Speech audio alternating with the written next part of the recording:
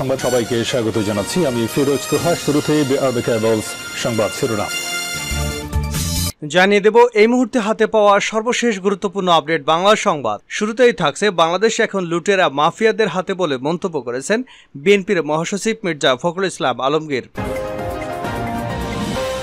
এবারে জানাবো বিএনপির প্রতিষ্ঠাতা জিয়াউর রহমানের ৪৩তম শাহাদাত বার্ষিকী উপলক্ষে বিএনপি চেয়ারপারসন খালেদা জিয়ার বাসভবন ফিরোজায় কোরআন খতম ও দোয়া ও মিলাদ মাহফিল অনুষ্ঠিত হয়েছে। জানাবো কোন আশ্বাসে চাঙ্গা হলেন ফখরুল। মির্জা ফখরুল ইসলাম আলমগীর বিএনপির মহাসচিব দীর্ঘদিন ধরে মহাসচিবের দায়িত্ব পালন করছেন। বিশেষ করে ২০১৮ সালের পর থেকে তিনি বিএনপির কেন্দ্রবিন্দুতে পরিণত হয়েছেন। বেগম খালেদা জিয়া গ্রেপ্তার এবং তারেক জিয়ার বিদেশে অবস্থানের কারণে মূল চালিকা শক্তি হিসেবে মনে করা হয় মির্জা ফখরুল ইসলামকে। কিন্তু গত নির্বাচনের আগেই গ্রেপ্তার হন মির্জা ফখরুল ইসলাম আলমগীর। এবছরে মুক্তি পাওয়ার পরে রাজনীতি থেকে অনেকটা নিষ্ভ্রান্ত ছিলেন তিনি। কিন্তু হঠাৎ করে কেন তিনি আবার চাঙ্গা হয়ে উঠেছেন, এ বিষয়ে থাকছে একটি বিস্তারিত আলোচনা, সঙ্গেই থাকুন। এদিকে সামিটের এলএনজি টার্মিনাল বন্ধ। বঙ্গোপসাগরে থাকা দুটি ভাসমান তরলীকৃত প্রাকৃতিক গ্যাস টার্মিনালের একটি বন্ধ হয়ে গেছে। আর এতেই গতকাল দুপুর থেকে চট্টগ্রাম এবং ঢাকায় শুরু হয়েছে গ্যাসের তীব্র সংকট। বিশেষ করে চট্টগ্রামের অবস্থা খুবই নাজুক। জানিয়ে দেব বিশ্বের মুক্তিকামী মানুষের প্রাণের নেতা ছিলেন বঙ্গবন্ধু। মুক্তিযুদ্ধ বিষয়ক মন্ত্রী আকমা মোজাম্মেল হক বলেছেন, বিশ্বের মুক্তিকামী, নিপীড়িত, শ্রমজীবী এবং দুঃখী মানুষের প্রাণের নেতা ছিলেন বঙ্গবন্ধু শেখ মুজিবুর রহমান। এবং সর্বশেষ জানাবো আন্তর্জাতিক সংবাদ। দোষী সাব্যস্ত ট্রাম্প, সাজা ঘোষণা ১১ জুলাই। যুক্তরাষ্ট্রের সাবেক প্রেসিডেন্ট ডোনাল্ড ট্রাম্প একটি মামলায় দোষী সাব্যস্ত হয়েছেন। ব্যবসায়িক নথিপত্রের তথ্য গোপনের অভিযোগে দায়ের হওয়া এসব মামলায় বৃহস্পতিবার নিউ ইয়র্কের একটি আদালতে তিনি দোষী সাব্যস্ত হন। এতক্ষণ শিরোনাম শুনছিলেন, এবার বিস্তারিত। প্রিয় দর্শক, আপনি যদি এই চ্যানেলে নতুন হয়ে থাকেন, ভিডিওটি দেখতে দেখতে চ্যানেলটি সাবস্ক্রাইব করে আমাদের সঙ্গেই থাকুন। আর এই ভিডিও সম্পর্কে আপনি আপনার মূল্যবান মতামতটি কমেন্ট বক্সে জানিয়ে দিন। আর হ্যাঁ প্রিয় দর্শক, জানিয়ে দিন ভিডিওটি কোথা থেকে দেখছেন।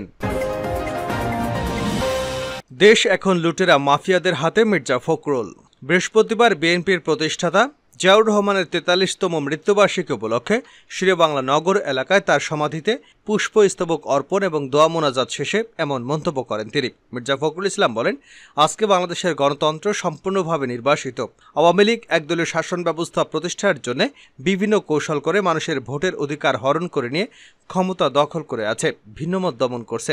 বাংলাদেশ এখন পুরোপুরি দুর্বৃত্তায়নের কবলে মন্তব্য করে তিনি বলেন, দেশ এখন লুটেরা মাফিয়াদের হাতে। তারা মানুষের রাজনৈতিক অধিকার হরণ করেছে, রাজনীতিকে ধ্বংস করেছে, এমনকি অর্থনীতিকেও ধ্বংস করে দিয়েছে। তাদের মূল লক্ষ্য হচ্ছে দেশকে পরনির্ভরশীল ব্যর্থ রাষ্ট্র পরিণত করা। আমরা তার বিরুদ্ধে লড়াই করছি, আশা করছি বিজয়ী হব। শ্রদ্ধা নিবেদনের সময় বিএনপির মহাসচিব ছাড়াও আরও বিভিন্ন কেন্দ্রীয় নেতা উপস্থিত ছিলেন। জিয়ার মৃত্যুবার্ষিকীতে খালেদার বাসায় দোয়া ও মিলাদ মাহফিল। বিএনপির প্রতিষ্ঠাতা জিয়াউর রহমানের ৪৩তম শাহাদাত বার্ষিকী উপলক্ষে বিএনপির চেয়ারপারসন খালেদা জিয়ার বাসভবন ফিরোজায় কোরআন খতম, দোয়া ও মিলাদ মাহফিল অনুষ্ঠিত হয়েছে। দলের চেয়ারপারসন খালেদা জিয়া, ভারপ্রাপ্ত চেয়ারম্যান তারেক রহমান ও সহধর্মিণী ডাক্তার জুবাইদা রহমান এবং তার মেয়ে ব্যারিস্টার জায়মা রহমান বৃহস্পতিবার বাদ আসর অনুষ্ঠিত দোয়া ও মোনাজাতে ভার্চুয়ালি যুক্ত ছিলেন। এ সময় মোনাজাতে আরও অংশ নেন খালেদা জিয়ার ছোট ভাই শামীম ইস্কেন্দার, ভাতিজা অভিক ইস্কেন্দার সহ আরও অনেকে। কোন আশ্বাসে আবার চাঙ্গা হলেন ফখরুল? মির্জা ফখরুল ইসলাম আলমগীর বিএনপির মহাসচিব দীর্ঘদিন ধরে মহাসচিবের দায়িত্ব পালন করছেন। বিশেষ করে ২০১৮ পর থেকে তিনি বিএনপির কেন্দ্রবিন্দুতে পরিণত হন। বেগম খালেদা জিয়া গ্রেপ্তার কিংবা তারেক জিয়ার বিদেশে অবস্থানের কারণে বিএনপির মূল চালিকা শক্তি হিসেবে মনে করা হয় মির্জা ফখরুল ইসলাম আলমগীরকে। যদিও দলের ভেতরে তার গ্রহণযোগ্যতা নিয়ে নানা রকম প্রশ্ন রয়েছে, অনেকেই তাকে পছন্দ করেন না, কিন্তু তারপরেও বিএনপির দুর্দিনে তিনি একমাত্র ভরসা। সে মির্জা ফখরুল ইসলাম আলমগীর ২০২৪ নির্বাচনের পর জেল থেকে মুক্তি পেয়ে নিষ্প্রভ হয়ে পড়েছিলেন। ২০২৩ সালের ২৮ অক্টোবর বিএনপির ঢাকার সমাবেশ থেকে যে সন্ত্রাস এবং সহিংসতা পরিচালনা করেন, সেই সন্ত্রাস এবং সহিংসতার সঙ্গে জড়িত থাকার অভিযোগে তাকে গ্রেপ্তার করা হয়। দীর্ঘ কয়েক মাস কারান্তরীণ থাকার পর এবছর নির্বাচনের পরে তিনি কারামুক্ত হন। তার বিরুদ্ধে একাধিক মামলা রয়েছে। মুক্তি পাওয়ার পর এক ধরনের নীরবতা এবং স্তব্ধতা নেমে আসে ফখরুলের রাজনৈতিক জীবনে। কিন্তু বেগম খালেদা জিয়ার সঙ্গে সাক্ষাৎ করেন এবং দলের মহাসচিব হিসেবে থাকতে তার অনাগ্রহের কথা জানান। পাশাপাশি এই সময় তিনি তারেক জিয়ার সঙ্গেও তার ভবিষ্যৎ পরিকল্পনার কথা জানান। সবকিছু মিলে মির্জা ফখরুল ইসলাম আলমগীর বিএনপির মহাসচিব পদে আর থাকতে চান না, এমন একটি বার্তা সব জায়গায় অনুরণিত হয়েছে। আবার এই সময় রাজনীতির প্রতি তার এক ধরনের অনীহা দেখা গেছে। তিনি জেল থেকে বেরিয়ে সিঙ্গাপুরে যান চিকিৎসার জন্য, সেখান থেকে ফিরে আবার সৌদি আরবে যান উমরা পালন করতে। সবকিছু মিলে মির্জা ফখরুলের রাজনৈতিক জীবনের সমাপ্তি দেখেছিলেন অনেকেই। কিন্তু সেই মির্জা ফখরুল ইসলাম আলমগীর গত কিছুদিন ধরে আবারও চাঙ্গা হয়ে উঠেছেন। বিশেষ করে এখন তাকে প্রতিদিন সরব হতে দেখা যাচ্ছে। বিভিন্ন অনুষ্ঠানে তিনি অংশগ্রহণ করছেন এবং সরকারের বিরুদ্ধে বেশ জোরে সোরে নতুন করে কথাবার্তা শুরু করেছেন। এখন প্রশ্ন উঠেছে, হতাশ মির্জা ফখরুল ইসলাম আলমগীর, যিনি রাজনীতি ছাড়তে চেয়েছিলেন, তিনি কিভাবে আবার চাঙ্গা হলেন? এর উত্তরে অনেকেই বলছেন, মির্জা ফখরুল ইসলাম আলমগীরকে আশ্বস্ত করা হয়েছে যে তিনি মূলত দল চালাবেন। তারেক জিয়ার একক সিদ্ধান্তে দল চলবে না, বরং অনেক ব্যাপারে মির্জা ফখরুল ইসলাম আলমগীর স্বতন্ত্র এবং স্বাধীনভাবে সিদ্ধান্ত গ্রহণ করতে পারবেন। আর দলের তার ক্ষমতাও বাড়ানো হয়েছে বলে বিভিন্ন বিএনপি নেতারা নিশ্চিত করেছেন। আর এই সমস্ত বাস্তবতার কারণে মির্জা ফখরুল ইসলাম আলমগীর আবার নতুন করে চাঙ্গা হয়েছেন বলে কেউ কেউ মনে করছেন। তবে বিএনপি নেতারা এ ধরনের বক্তব্যের সঙ্গে একমত নন। তারা মনে করেন, সাম্প্রতিক রাজনৈতিক বাস্তবতা মির্জা ফখরুল ইসলাম আলমগীরকে উজ্জীবিত করেছে। 28শে অক্টোবরের পর থেকে 7ই জানুয়ারি নির্বাচন পর্যন্ত ঘটনা প্রবাহ বিএনপির জন্য ছিল হতাশাজনক। আর এ কারণে মির্জা ফখরুলও আর 10 জন নেতার মধ্যে হতাশাগ্রস্ত হয়ে পড়েছিলেন। কারণ তিনি রক্তমাংসের মানুষ। এখন যখন নতুন নতুন কিছু ইস্যু সামনে এসেছে এবং সাবেক পুলিশ প্রধান বেনজির আহমেদ বিপুল পরিমাণ সম্পদের খবর, আজিজ আহমেদের উপর মার্কিন নিষেধাজ্ঞা, ডোনাল্ড লুর বাংলাদেশ সফর ইত্যাদি বিষয় নিয়ে মির্জা ফখরুল ইসলাম আলমগীর মনে করছেন যে বর্তমান সরকারের অবস্থা অতটা মজবুত নয়। আর এ কারণেই তিনি আবার নতুন করে উজ্জীবিত হয়েছেন বলে কেউ কেউ মনে করছেন। তবে বিভিন্ন সূত্র থেকে প্রাপ্ত খবর জানা গেছে, মির্জা ফখরুল ইসলাম আলমগীরের উজ্জীবিত হওয়ার প্রধান কারণ হলো দলের নেতৃত্ব শূন্যতা। বিএনপির অন্যান্য নেতারা এখন গুটিয়ে গেছেন। কাজেই মির্জা ফখরুল ইসলাম আলমগীর উপায়হীন হয়েই দলের হাল ধরে আছেন। সামিটের এলএনজি টার্মিনাল বন্ধ। বঙ্গোপসাগরে থাকা দুটি ভাসমান তরলীকৃত প্রাকৃতিক গ্যাস টার্মিনালের একটি বন্ধ হয়ে গেছে। গতকাল বৃহস্পতিবার সকালে বন্ধ হয়ে যাওয়া টার্মিনালটির মালিকানায় রয়েছে summit LNG terminal company limited. টার্মিনালটি থেকে দৈনিক 500 মিলিয়ন ঘনফুট গ্যাস সরবরাহ করা হতো। এটি বন্ধ হয়ে যাওয়ার ফলে দেশে তীব্র গ্যাস সংকট দেখা দেবে। এর মধ্যেই গতকাল থেকে রাজধানী সহ সারা দেশে গ্যাসের চাপ কমে গেছে। পেট্রোবাংলা সূত্রে এ তথ্য জানা গেছে। বিষয়টি নিয়ে কথা বলতে পেট্রোবাংলা চেয়ারম্যান এবং অন্য ঊর্ধ্বতন কর্মকর্তাদের সঙ্গে যোগাযোগের চেষ্টা করেও কোনো সাড়া মেলেনি। তবে এক কর্মকর্তা বলেন, আমাদের সামিটের পক্ষ থেকে জানানো হয়েছে আমরা জ্বালানি বিভাগের সঙ্গে যোগাযোগ করছি, পরবর্তী পদক্ষেপ কী হবে তা নিয়ে। এদিকে সামিটের general manager public relations and media Mohsena Hasan স্বাক্ষরিত এক সংবাদ বিজ্ঞপ্তিতে এলএনজি টার্মিনাল বন্ধ হওয়ার বিষয়টি নিশ্চিত করা হয়েছে।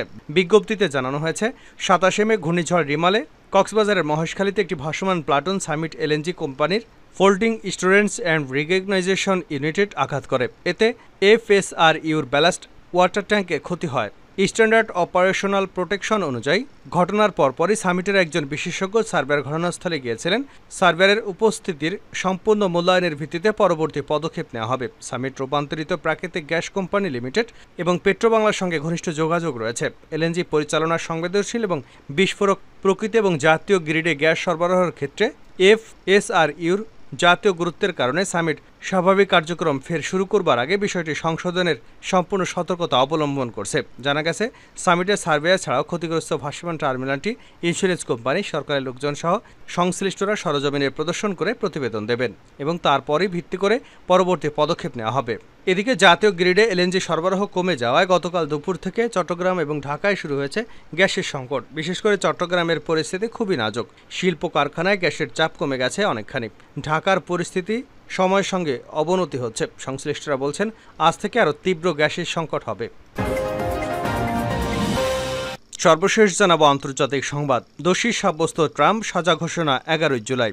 যুক্তরাষ্ট্রের সাবেক প্রেসিডেন্ট ডোনাল্ড ট্রাম্প একটি মামলায় দোষী সাব্যস্ত হয়েছেন।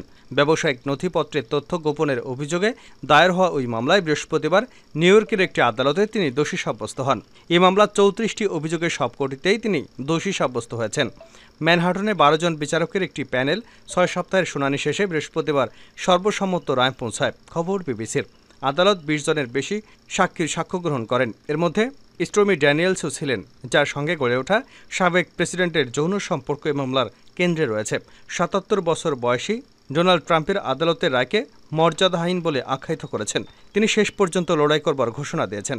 2026 সালে নির্বাচনী প্রচারণার শেষ দিকে স্টর্মি ড্যানিয়েলসের মুখ বন্ধ রাখতে ট্রাম্পের পক্ষ থেকে অর্থ দেওয়া হয়। সাবেক এই প্রেসিডেন্টের বিরুদ্ধে সেই তথ্য গোপন করার অভিযোগ ওঠে।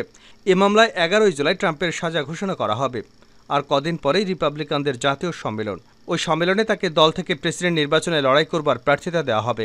দোষী সাব্যস্ত হওয়ার পর আদালতের বাইরে বিশাল পুলিশ উপস্থিতির মধ্যেই ট্রাম্প বলেন, এটি তার জন্য অপমানজনক, এটি দুর্নীতিগ্রস্ত বিতর্কিত বিচারকের কারচুপির বিচার। যখন তিনি কথা বলছিলেন তখন শত শত লোক জড়ো হন, তার উপর একটি হেলিকপ্টার উঠছিল। মামলায় দোষী সাব্যস্ত হওয়া নিয়ে শুক্রবার সকালে নিউ ইয়র্কের সিটি ট্রাম্প টাওয়ারের সামনে সাবেক এই প্রেসিডেন্ট গণমাধ্যমের সঙ্গে কথা বলবেন বলে ধারণা করা হচ্ছে।